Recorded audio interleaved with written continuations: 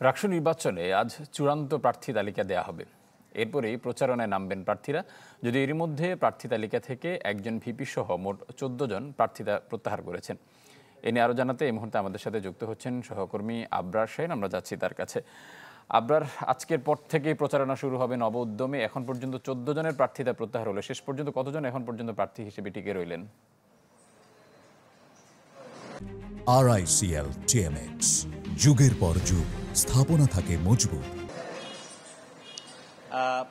এখন পর্যন্ত আসলে আমরা একজনের কথা শুনেছিলাম, পরে জানা গেছে যে 2 জন ভিপি প্রার্থী তারা মনোনয়ন প্রত্যাহার করেছেন গতদিন।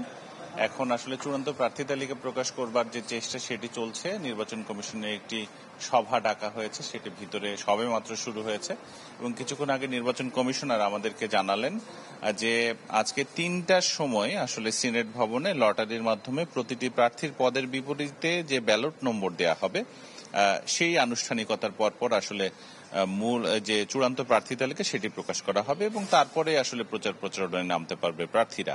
তবে এই পুরো প্রক্রিয়াটি শুরু হতে উনি নির্বাচন কমিশনার বলছেন যে প্রায় সন্ধে হতে পারে এবং এখন পর্যন্ত প্রত্যাহারের পর 2 জন ভিপি সহ মোট 14 জন প্রার্থীতা প্রত্যাহার করেছেন। তবে বাকি রইল রাকসুতে বাকি রইল 249 জন, সিনেট ছাত্র প্রতিনিধিতে 57 জন এবং হল সংসদে 15টি হলের তথ্য অনুযায়ী এখন পর্যন্ত কেউ কোনো প্রার্থীতা প্রত্যাহার করেননি।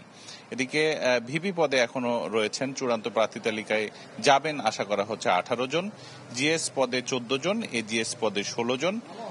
এছাড়া 25 তারিখে যে ভোট অনুষ্ঠিত হবার কথা রয়েছে, গতকাল ছাত্রদল সহ বেশ কয়েকটি ছাত্র সংগঠন তারা বলেছিল যে স্বচ্ছ ভোটার তালিকা এবং ম্যানুয়াল পদ্ধতিতে হাতে গোনার কথা।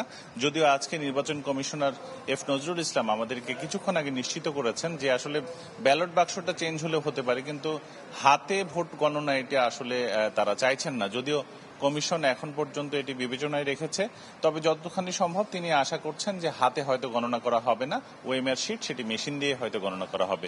এই নির্বাচনে এখন পর্যন্ত প্রায় 29,000 ভোটার তারা ভোটাধিকার প্রয়োগ করবেন, ফলে বিপুল পরিমাণে ভোট হাতে আসলে গণনা করা সম্ভব নয় তিনি জানান। তো এখন পর্যন্ত আমরা অপেক্ষা করছি, সন্ধ্যা নাগাদ আসলে এই চূড়ান্ত প্রার্থী তালিকা প্রকাশ হবে, তারপর প্রচারণা। ফারুক। আবরার, আপনাকে অসংখ্য ধন্যবাদ। দর্শক, রাজশাহী বিশ্ববিদ্যালয়ের ছাত্র সংসদ রাকসু নির্বাচনের খবরাখবর জানাচ্ছিলেন আমাদের সহকর্মী আবরার শাহীন।